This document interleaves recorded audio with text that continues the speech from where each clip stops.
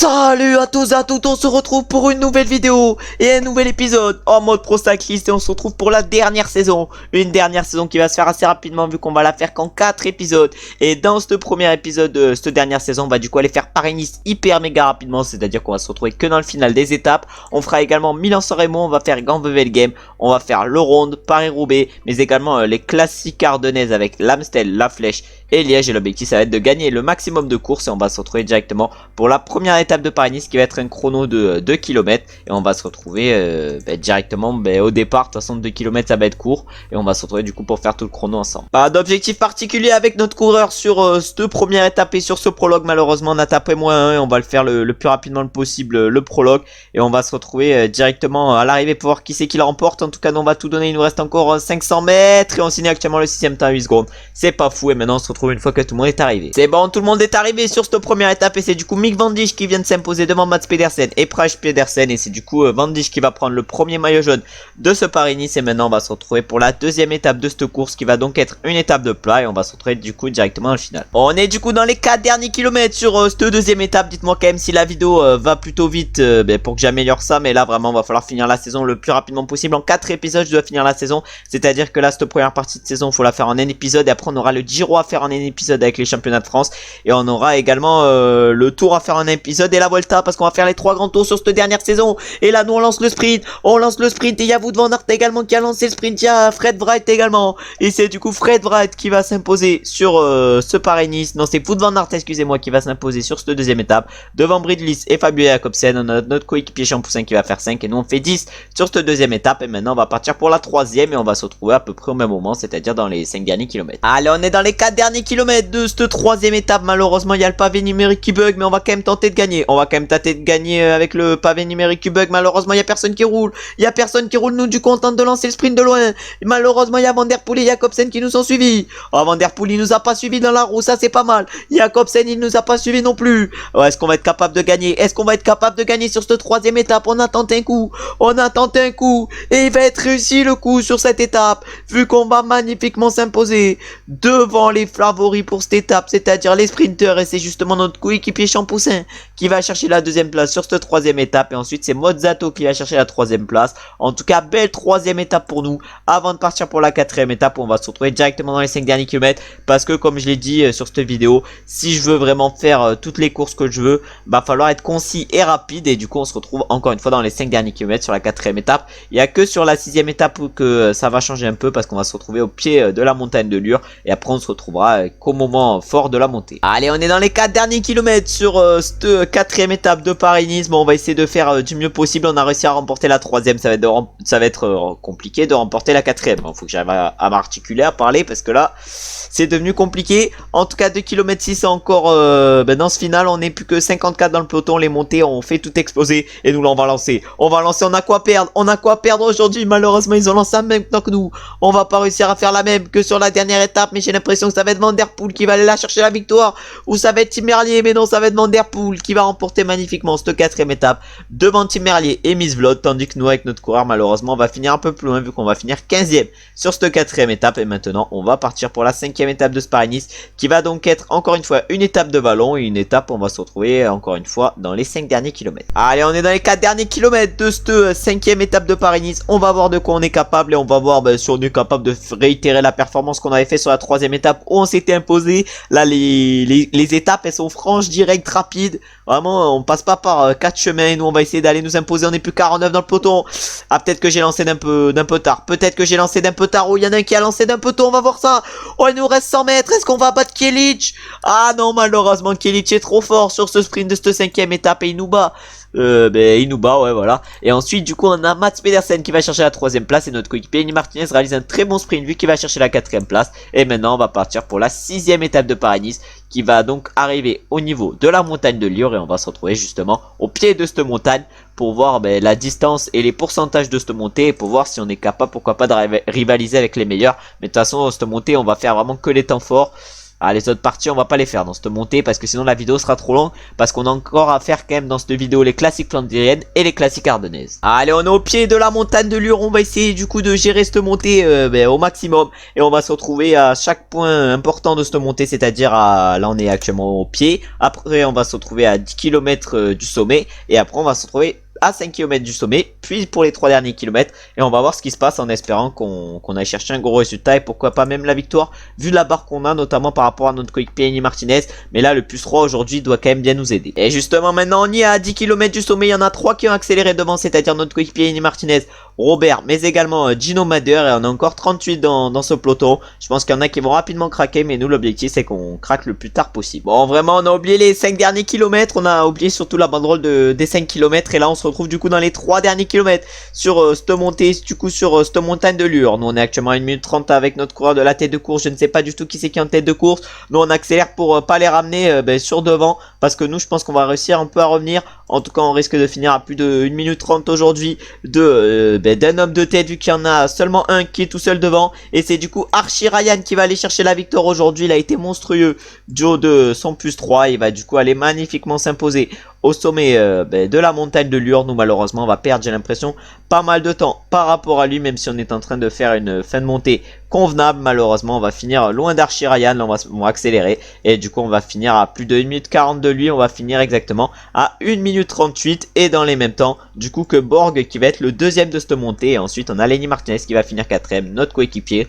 Bon, une bonne montée pour nous, malheureusement on prend quand même cher par Archie Ryan, va falloir faire des progrès en vue du Giro et du Tour, mais là du coup sur cette 7ème étape maintenant, on va se retrouver dans les 5 derniers kilomètres en espérant aller chercher du coup un bon résultat. On est du coup dans les 4 derniers kilomètres sur cette étape, et on va tout donner, on va tenter le tout pour le tout.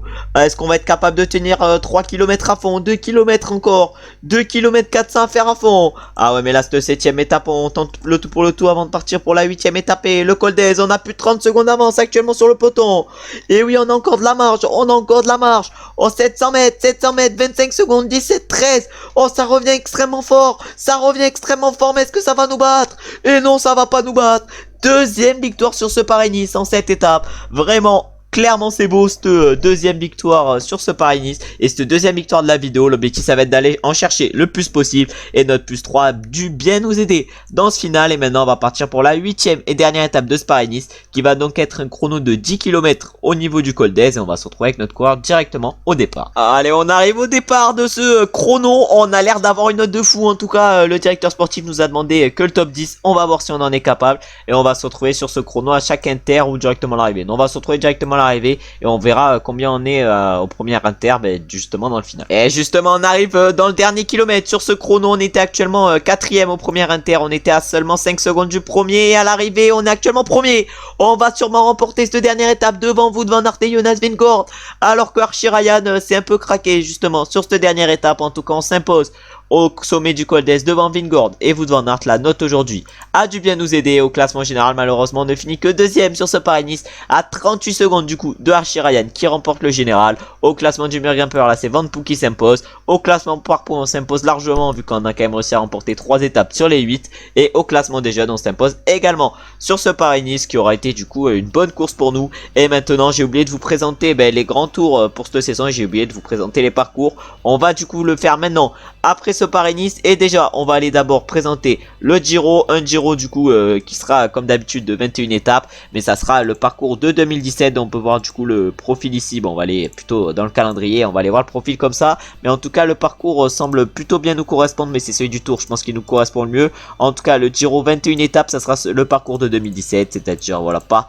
énormément d'étapes de montagne. On aura la 6ème étape, ensuite on aura la 10ème étape, un gros chrono également sur la 9ème, puis après on aura la 14ème étape qui sera pas mal, on aura un petit chrono sur la 15ème étape, ensuite la 16ème étape elle sera assez montagneuse, on aura la 19ème et la 20ème étape également qui seront montagneuses, mais pas des étapes montagneuses de fou sur ce Giro, c'est-à-dire qui peut nous correspondre. Et ensuite du coup on ira sur le Tour de France, parce qu'on va faire les 3 grands tours pour cette dernière saison, et du coup on aura directement un chrono de 7,3 km de Lille à Lille. Je sais pas si c'est un chrono, un prologue ou un chrono par équipe. Ensuite on aura une étape avec quelques secteurs pavés, même si je pense pas que ça ça va faire la différence. Après, troisième étape, ça sera vallonné. Quatrième étape, un chrono de 62 bornes, je crois que c'est un chrono par équipe. Ensuite, on aura une petite cinquième étape avec du vallon, une sixième étape de plaine, une septième étape de plaine également, une huitième étape de plaine, une neuvième étape de la plaine, une dixième étape, ça va être un chrono de 67 km, je crois, par contre, ça sera en individuel, mais ça, c'est des chronos qui nous avantagent de fou. Ensuite, la onzième étape, ça sera du plat. La douzième étape, énorme montée d'Otakam qui fera 14 km à 7,8%, sinon ça sera tout plat tout au long de l'étape. Ensuite, treizième étape, ça sera extrêmement dur, avec notamment la montée de l'Uzardiden qui est très hard. On aura également le Tourmalet. Ensuite, on partira pour une 14e étape de plat. 15e étape, ça sera également plutôt du plat. 16e étape, ça sera une étape de montagne avec le Tourmalet à traverser. Ensuite, à la 17e étape, on aura une arrivée à l'Alpe d'Huez. Voilà, une montée de l'Alpe d'Huez quand même compliquée. 18e étape, ça sera l'arrivée à Val Thorens. Vraiment, tout va s'enchaîner sur la fin. 19e étape, ça sera un peu vallonné. 20e étape, un chrono de 46 bornes de montagne. Vraiment, c'est aberrant. Et la dernière étape, ça sera une étape qui ira de Disneyland Paris au Paris Champs-Élysées. Du coup, putain, j'ai un peu bégayé là. Et maintenant, on va partir pour aller voir le parcours de notre dernier grand tour de la saison, qui sera donc la Vuelta. Malheureusement, il n'y aura que 2 chronos. La première étape, ça sera du coup un chrono par équipe. Je crois que c'est le parcours de 2017. Ensuite, deuxième étape, ça sera du plat. Troisième étape, ça sera vallonné. Quatrième étape du plat. Cinquième étape vallonné. Sixième étape vallonné montagneux un peu. Septième étape vallonné. Huitième étape du plat. Neuvième étape, ça sera de la montagne. Dixième étape, un chrono 34 bornes plutôt vallonné. Onzième étape, ça sera montagne ballon. Douzième étape du plat. Treizième étape plutôt du plat. 14e étape, on l'a montée 5,7 km à 9,5%. Bon, une étape de montagne ballon, moi j'aurais plus dit. 15e étape, ça c'est une vraie étape de montagne vu qu'on a l'arrivée au Lagos de Covadonga. 16e étape, sacrée montée. Ah ouais, 23 km à 5,2%. Ça on voit. Ensuite, 17e étape du plat. 18e étape, une étape plutôt vallonnée. 7,3 km à 6,4% pour la montée finale. 19e étape, c'est vallonné, mais moi je catégorise plus cela comme une étape de plat. Ensuite, 20e avant-dernière étape, ça sera du coup une étape de montagne avec l'arrivée au Puerto de Ancares qui monte sacrément. Et la dernière étape, ça sera un chrono de 10 km, je crois. Non, je crois que c'est le parcours de l'année dernière même de la Vuelta. Je crois que c'est le parcours de 2022. Et du coup, maintenant, on va aller finir la vidéo, c'est-à-dire qu'on va faire San Remo, Campbell-Game, le Ronde, Paris-Roubaix, l'Amstel, la Flèche et Liège. Mais il va falloir faire ça assez rapidement. Et sur Milan-San Remo, justement, on va se retrouver directement au pied du Poggio. Allez, on est du coup à un peu moins de 10 km de l'arrivée au pied du Poggio. On va voir ce qu'on est capable de faire sur ce Milan-San Remo. L'objectif, ça va être d'aller chercher le meilleur résultat possible. En tout cas, on va tout faire pour. Et là, il reste du coup 8 km avant le sommet. Ça commence à accélérer dans le Poggio. Et nous, l'objectif, ça va être de gagner. Mais là, peut-être que ça accélère un peu trop tôt. Par exemple, pourquoi j'ai pris le gel énergétique, j'ai pris à 9 km. Petite erreur de parcours, c'est pas très grave. En tout cas, on va essayer de suivre l'accélération des mecs. Hein. Ouais, mais là, les mecs, ils accélèrent monstrueusement. Je sais pas ce qu'ils vont faire à accélérer toute la montée. Nous, on va monter à l'effort curseur. Et là, ça accélère maintenant pour le champion du monde. Le champion du monde est un autre qui a accéléré. Ah, c'est nous qui avions remporté, je me rappelle, Milan-San Remo la saison dernière. L'objectif, c'est de le remporter cette saison. Alors, on accélère. De toute façon dans la descente il va rien se passer de fou. Et là on va lancer, on lance, on n'a plus rien à perdre à 2 km 800, on lance, on espère que ça va tenir, Ah non, malheureusement ils sont deux à avoir pris notre roue, Evenepoel et Sharman, et du coup ça va être les deux seuls qui vont nous battre aujourd'hui sur ce Milan-San Remo. Du coup Evenepoel s'impose devant Sharman et nous on va chercher la 3ème place. Bon, un podium pour commencer avec le monument, et maintenant on va partir directement pour la prochaine course qui va être du coup une course pavée, et où on va se retrouver, je sais pas quand, mais on va se retrouver bel et bien à un moment donné sur la prochaine course du coup pavé, et on va essayer d'aller chercher le meilleur résultat possible. Bon, on se retrouve peut-être un peu tard dans cette course, mais on se retrouve du coup dans les 8 derniers kilomètres. Bon, il s'est pas passé grand chose, même si c'est un peu explosé, mais devant du coup ils sont 3, il y a Anthony Turgis, il y a Iban Garcia Cortina et il y a Shepers. Nous on est actuellement avec Magnus Sheffield, on va voir si on est capable de revenir sur les deux devant. On vient d'attaquer du coup avec notre coureur pour essayer de leur revenir dessus, et derrière nous du coup on a un groupe de 15 coureurs. En tout cas on va voir de quoi on est capable. On a Magnus Sheffield qui est avec nous, mais là les 3 devant ils sont complètement cuits. Va falloir éviter de les retrouver au sprint. En tout cas on a Shepers, peut-être que Shepers c'est pas totalement cuit, mais les deux autres ils sont totalement cuits. On a Garcia Cortina pas mal au sprint, Anthony Turgis également pas mal au sprint, et nous on va attaquer, de toute façon on n'a rien à perdre, on va voir si ça relaye avec nous. Ah, il y a personne qui veut relayer, avec nous. Derrière ils sont loin, on va utiliser le gel énergétique. Ah, on va consommer le gel énergétique, de toute façon on a 2 km 900 à tenir, 2 km 800. Ah, ça se regarde. Ah, ça revient rapidement derrière. Nous on va lancer, non pas encore, on va pas encore lancer, mais on va tenter quelque chose, on était parti, on avait juste à tenir l'avance qu'on avait, mais est-ce qu'on va être capable de gagner sur ce Campbell Game? On a lancé au pile poil bon moment, est-ce qu'on va gagner? Ça revient vite derrière, mais évidemment qu'on va la remporter, ce Campbell Game. Voilà, première classique après Milan-San Remo et on la gagne. On avait fait podium sur Milan-San Remo et aujourd'hui sur Grand VVL Game on s'impose. On commence du coup, bon, on va pas dire on commence magnifiquement la vidéo, mais pour l'instant on est sur une bonne vidéo. Et maintenant on va partir directement pour le round. On va pas se retrouver directement au départ justement sur le round et on va se retrouver que pour les moments forts de cette course. Et l'objectif évidemment ça va être d'aller chercher notre première victoire sur ce classique, parce qu'on a quand même réussi à remporter Paris-Roubaix au niveau des pavés, mais le round on n'a jamais réussi à le remporter malheureusement. Allez, on est à 50 km de l'arrivée sur ce round. On est du coup plus que dans un peloton de 27, mais malheureusement devant il y en a 6 qui sont partis, 6 favoris, 6 gros coureurs. On a Van Aert qui est parti, on a Magnus Sheffield, on a Tadej Pogacar, Iban Garcia Cortina, Van Vendal, on peut pas voir ses stats, et on a Gemper, mais je pense pas que Gemper il va tenir très longtemps. Et du coup on a mis dans ce groupe de 24 notre coéquipier Madouas à rouler. On espère qu'il va être en forme et qu'il va imposer un gros tempo pour revenir sur le groupe de devant. En tout cas il reste encore 48 km sur ce round. On va faire les meilleurs moments de cette course et je pense que là on va se retrouver directement dans le Haut-de-Quarmont, parce que je pense pas que d'ici là il va se passer énormément de choses. On se regroupe du coup à 28 km de l'arrivée dans le peloton. On est encore 18 dans ce groupe. On va voir si ça explose pour certaines. On va essayer de tout donner. On a notre coéquipier Madouas devant. Voilà, il y en a un qui explose, c'est-à-dire que maintenant on n'est plus que 17 et l'objectif évidemment ça va être de suivre les meilleures roues dans ce final de round. On est maintenant à 18 km de l'arrivée. Malheureusement devant ça a accéléré, du coup ils sont 5. Ah, malheureusement ils sont 5 devant et c'est Kellan O'Brien qui est en train d'amener ce groupe de 5, mais Kellan O'Brien il commence à être un peu cuit. Ah ouais, mais là ils essayent de collaborer devant nous. On essaye d'accélérer. Il y en a un qui craque ses VDP. On a Fischer Black également qui craque. Pedersen lui il est toujours dans notre roue. Oh, on a Magnus Sheffield encore dans la roue. On a Greenay. Greenay il va pas pouvoir suivre Mats Pedersen, il est cuit. Magnus Sheffield il est plus très bien. Nous on a du coup réussi à faire le forcing pour revenir sur ceux de devant. Et maintenant on est 8 dans ce groupe et l'objectif ça va être de ne pas se faire distancer. Allez, on arrive dans la dernière montée. Malheureusement pour lui, Wout van Aert a chuté. Nous on fait l'effort. Nous on fait l'effort dans cette dernière montée pour revenir sur Kellan O'Brien.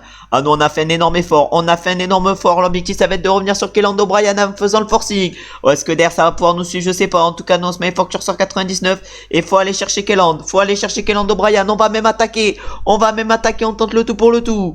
Ah, malheureusement encore 11 km, on est plus que 7 dans ce groupe, mais là ça va faire qu'accélérer et l'objectif ça va être de tous les suivre. Bon, ça s'enterre dans ce final de ronde, mais nous par contre ça nous suit. Nous ça nous suit quand on fait l'effort, mais Nice et Kellan O'Brien ça les a pas suivis, mais nous par contre ça nous suit. Bon, en tout cas on va voir un qui va être complètement cuit, je sais pas qui c'est. En tout cas nous on est en train de tout donner dans ce final, mais ça sera sûrement pas nous qui gagnerons, parce que derrière ça fait la course contre nous. Ah, malheureusement on ne remportera pas ce round vu que ça va être Kellan O'Brien, mais je pense qu'on peut aller chercher une petite place d'honneur aujourd'hui. Bon, pas une place exceptionnelle, mais on va finir malheureusement deuxième derrière Kellan O'Brien qui va du coup remporter ce round. Et du coup pour cette dernière saison malheureusement on ne remportera pas le round et on aura un monument qu'on n'aura pas réussi à remporter. En tout cas derrière on a Florian Virmich qui finit 3ème, Max Van Der Meulen 4ème et Sheffield 5ème.